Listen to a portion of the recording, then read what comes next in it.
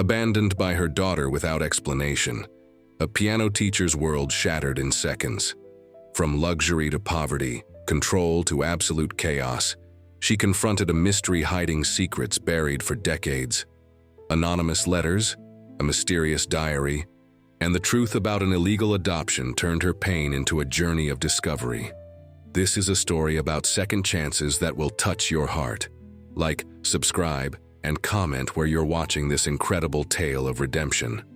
That autumn morning began like so many others in Eleanor Vance's life. Her wrinkled fingers glided over the grand piano keys with their usual precision, while the aroma of freshly brewed coffee filled the elegant apartment in the city's most affluent neighborhood. The walls, adorned with diplomas and framed photographs from recitals, told the story of a life dedicated to music and perfection. Little did she know that, within hours, that meticulously constructed universe would collapse like a house of cards. The clock struck exactly 10 when the doorbell rang. The mail carrier, in his faded blue uniform, handed over an envelope with no return address.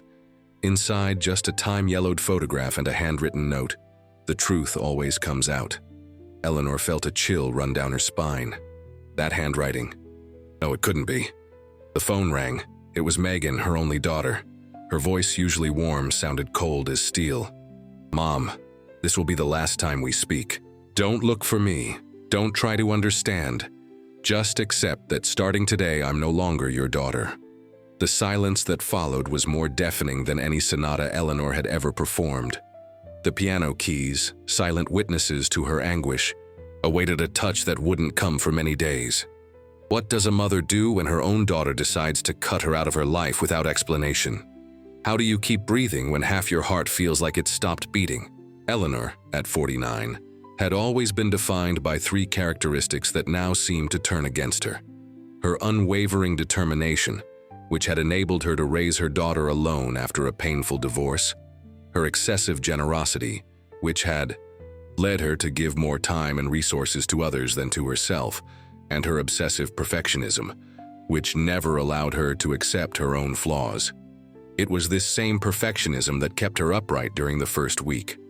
"There's a logical explanation," she repeated to herself while compulsively organizing her sheet music alphabetically for the third time that day.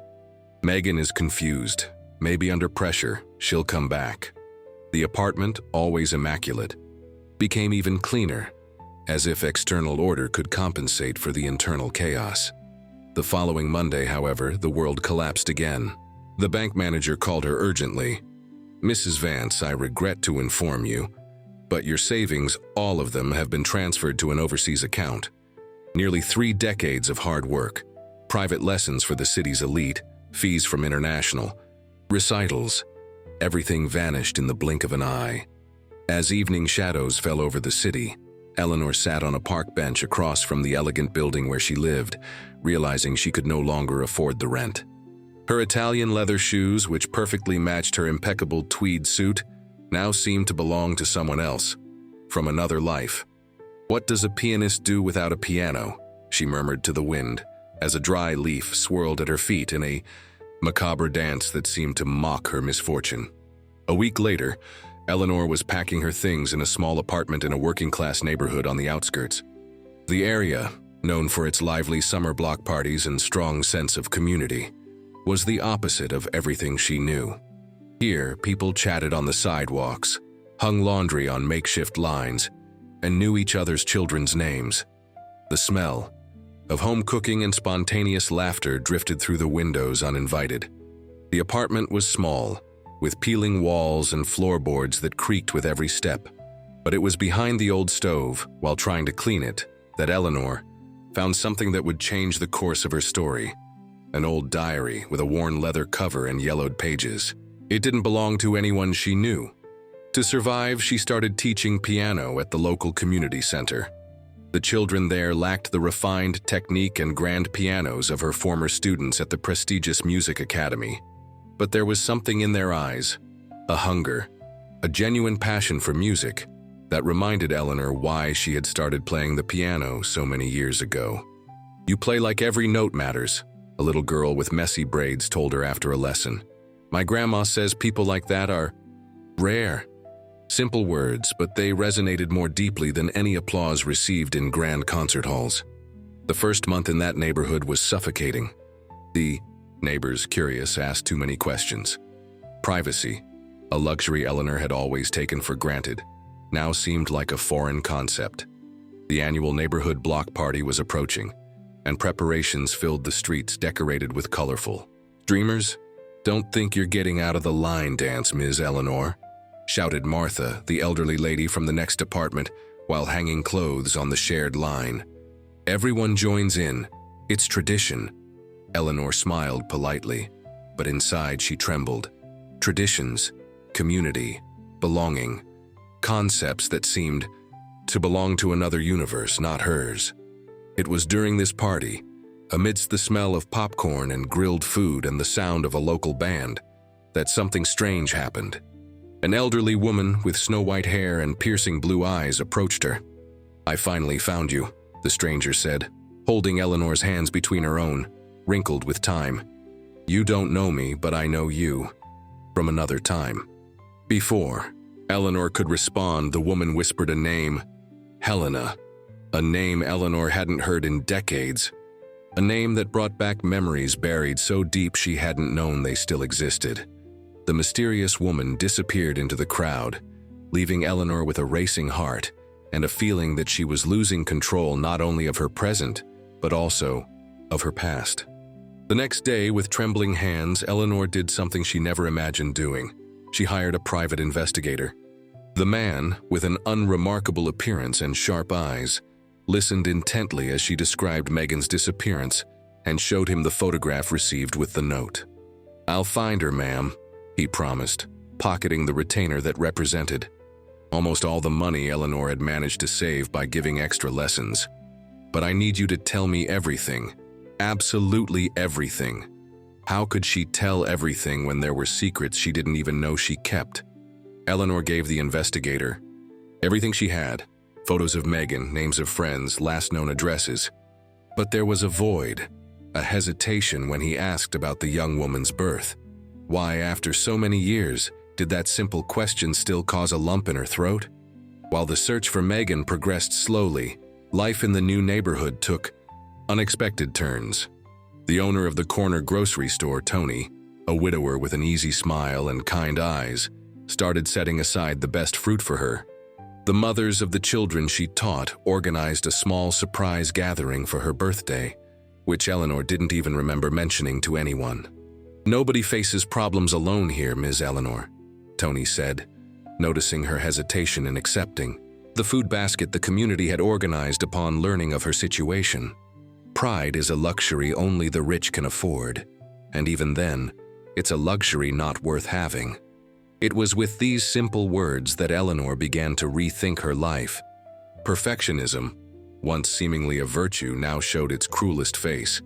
It had been a prison that had isolated her from the world and, perhaps, driven her daughter away. 3 months after Megan's disappearance, the investigator brought the first concrete clue. Her daughter was living in a small coastal town a few hundred miles away. Even more surprising, she had apparently changed her name. Without a second thought, Eleanor boarded the next bus. The journey was long and uncomfortable, so different from the first-class trip she was used to, but every mile brought her closer to her daughter, and that was all that mattered. The small coastal town, with its colorful houses and cobblestone streets, looked straight out of a postcard. Following the investigator's directions, Eleanor arrived at a children's home, an old mansion facing the sea. It was there, hidden behind a tree, that she saw Megan for the first time in months. Her daughter, always so elegant and distant, was now playing carefree with children on the sand, laughing easily. There was something different about her, a lightness Eleanor had never seen before. "She seems happy, doesn't she?" said a voice beside her, startling her. It was a middle-aged woman, an employee at the home. "Laura has been a blessing to these children." Laura. Her Megan was now Laura. Why would a successful young woman, recently graduated from college, abandon everything to volunteer at a children's home under an alias? With a heavy heart, Eleanor decided not to approach. Not yet. There were pieces of this puzzle missing, and she instinctively felt she needed to find them before confronting her daughter. Upon returning to her new home, another surprise awaited. Her apartment had been ransacked. Drawers opened, clothes scattered, but nothing seemed stolen. Nothing except the mysterious diary she had found behind the stove.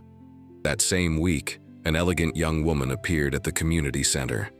It was Sophia, Eleanor's former student, from the prestigious music academy. "Professor, I need to tell you something," Sophia said nervously. "A few months before Megan disappeared, she came to the academy asking questions about your past. She seemed very upset after talking to Carol, the old secretary." Carol, another name from the past that made Eleanor's heart race. The elderly secretary who had worked at the school for decades and knew everyone's secrets. What could she have told Megan? As these questions multiplied in her mind, something unexpected happened at the community center. Among the children who showed up for piano lessons was a girl of about 16, with long fingers and a natural talent Eleanor had rarely seen in her long career. "My name is Rachel," the young woman introduced herself, her eyes shining with admiration. "I've always dreamed of taking lessons with you, but I could never afford it." Something in the young woman's sincerity touched Eleanor deeply. Without a second thought, she offered to give her free lessons. And it was through teaching Rachel that Eleanor rediscovered something she had lost amidst the perfectionism of teaching the elite, the pure joy of making music. Rachel, in turn, introduced Eleanor to the world of social media. Reluctant at first, the teacher soon realized it could be a useful tool in her search for answers.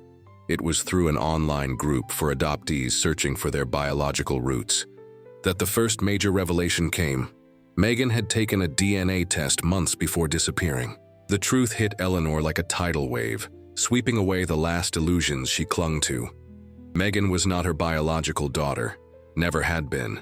The truth she had tried to bury for decades was finally surfacing. The following night, during a musical performance at the community center, Eleanor sat down at the piano to play Chopin, as she had done thousands of times before. But something was different. The notes, always precise, now came out trembling. Her hands, always steady, now shook. And then, in the middle of the piece, came the breakdown. The tears, suppressed for so long, finally found their way out. There, in front of an audience of neighbors and students, Eleanor Vance, the perfect teacher, the flawless pianist, crumbled. What happened next surprised her. Instead of judgment, she found understanding. Instead of distance, closeness. Unfamiliar hands held hers. Unexpected hugs enveloped her shoulders. And at the center of it all, Tony, the grocery store owner, with his kind eyes that seemed to say, "It's okay not to be okay." "Come with me tomorrow," said Maria, the mother of one of her students, drying her tears with an embroidered handkerchief. "We have a support group for women in crisis. It will do you good." The group met in the local church hall. Women of different ages and backgrounds, united by the common experience of pain. There, for the first time, Eleanor managed to speak openly about her feelings. The sense of abandonment, the confusion, the guilt she carried without knowing exactly why. It was in this group that she met Esther, a retired social worker who had worked in adoptions for over 30 years. At first, Eleanor hesitated to share her story, but something in the compassionate eyes of the older woman encouraged her. "My daughter found out she's adopted," she finally confessed, feeling the weight of those words. "And I never had the courage to tell her the truth." Esther listened attentively, without judgment. When Eleanor finished, she asked something unexpected. "Do you have the adoption papers?" The question caught Eleanor off guard. Papers? There was only a birth certificate and a few letters exchanged. With the lawyer who had handled the process so many years ago. "I'm afraid your adoption might have been irregular," Esther said, choosing her words carefully.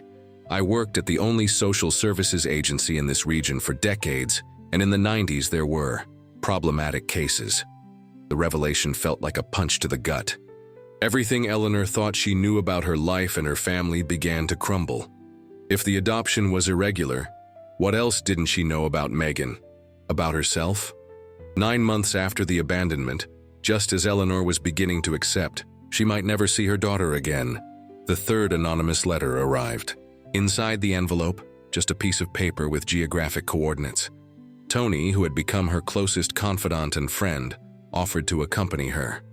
Together, they followed the coordinates until they reached an old, abandoned orphanage on the outskirts of the city. The building, with its broken windows and peeling walls, seemed to hold secrets as old as its foundations. "I always wondered what happened here," Tony commented as they walked through the empty corridors. "Never imagined it would be connected to your story." It was in a dusty archive hidden behind a broken cabinet that they found the answers. Documents, photographs, and records of an illegal adoption ring that had operated in the 90s. And among them, the most shocking discovery: Megan had a twin sister, separated from her at birth. "My God," Eleanor whispered, feeling her legs grow weak. "She has a sister, and I never knew." That night, as they drove home in silence, Tony finally shared his own story. "I was adopted too," he revealed, his voice thick with emotion. "I found out as an adult after my parents died.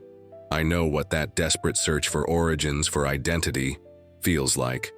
That's why I want to help you so much."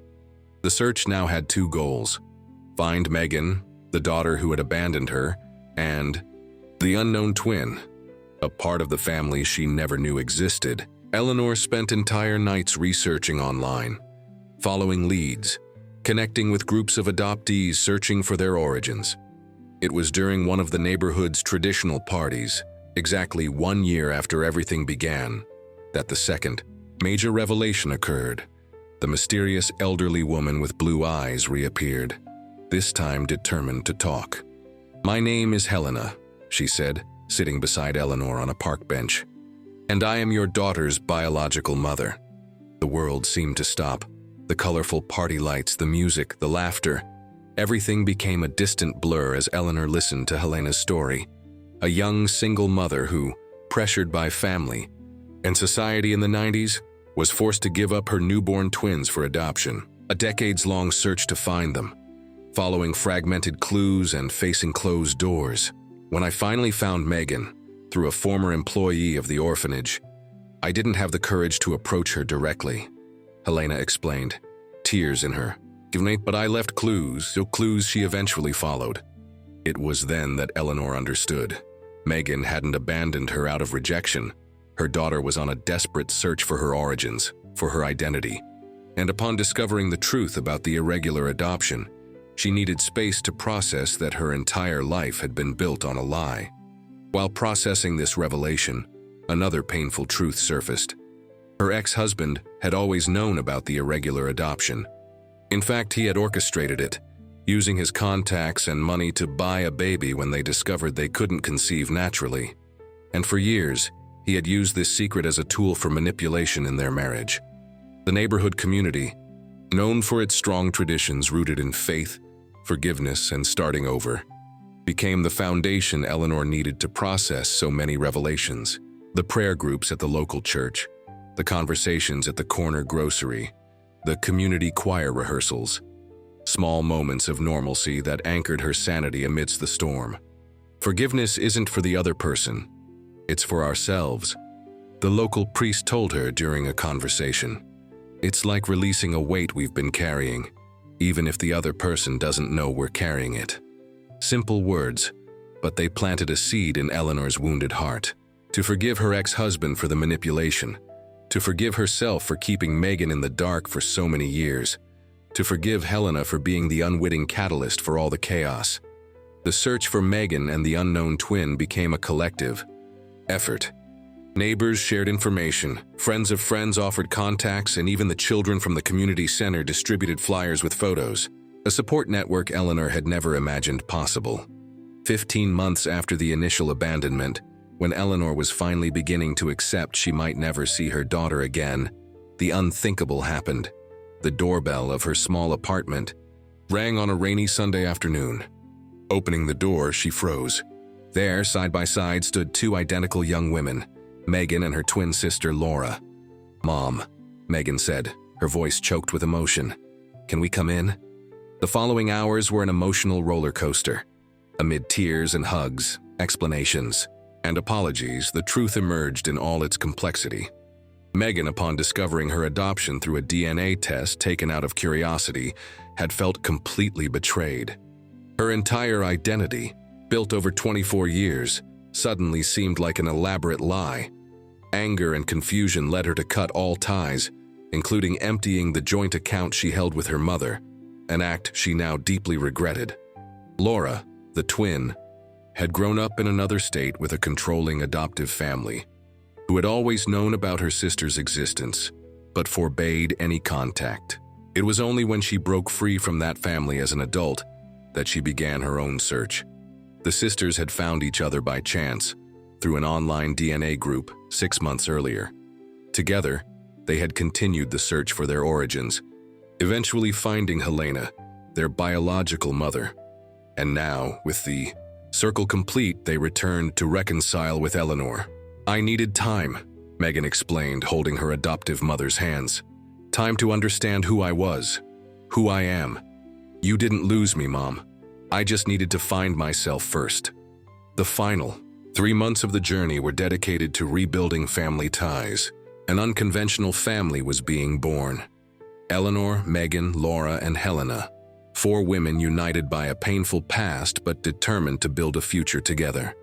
The prestigious music academy where Eleanor had worked invited her back, this time as director of the scholarship program for talented youth from underserved areas. The position offered prestige, financial security, and the chance to return to the world she knew. To everyone's surprise, she declined. "My place is here," she explained to the academy director over coffee. "At the community center with my students who play from the heart, not just with technique." 18 months after the abandonment that changed everything, the event that would mark Eleanor's true rebirth took place. A benefit recital organized by the community center. On the makeshift stage, 3 generations of pianists, Eleanor, her 2 daughters, both it turned out with an innate talent for the piano, and Rachel, the young student who had become almost like a daughter to her. The entire community attended. People of all ages packed the hall, some sitting on the floor, others standing, squeezed into corners. There wasn't the luxury of the theaters where Eleanor used to perform, but there was something infinitely more valuable: genuine love. The program began with a solo piece by Eleanor, an interpretation of Chopin's so emotive it brought tears to even the toughest eyes. Duets with each daughter followed, culminating in an original piece composed especially for the occasion, performed by the 4 pianists together. As her fingers danced over the keys, in perfect harmony with her daughters, Eleanor finally understood. Family goes beyond blood ties or legal papers. It's built daily through love, forgiveness, and acceptance of the imperfections that make us human. The final notes resonated through the hall, followed by a moment of reverent silence before the explosion of applause.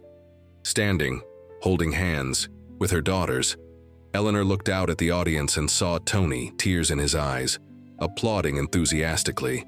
She saw Helena, the biological mother, now a dear friend. She saw her students from the community center, proud of their teacher. She saw an entire community that had welcomed her when she needed it most. In a world that values perfection above all else, Eleanor Vance had learned the most valuable lesson.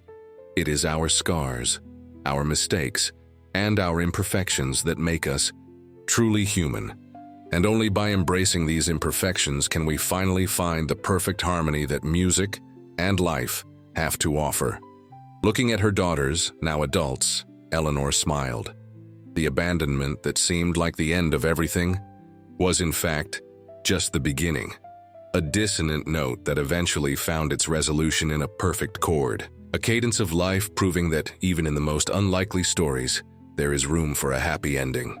And so, in the small community where she learned to live again, Eleanor Vance finally found the peace her perfectionism had never allowed her to achieve.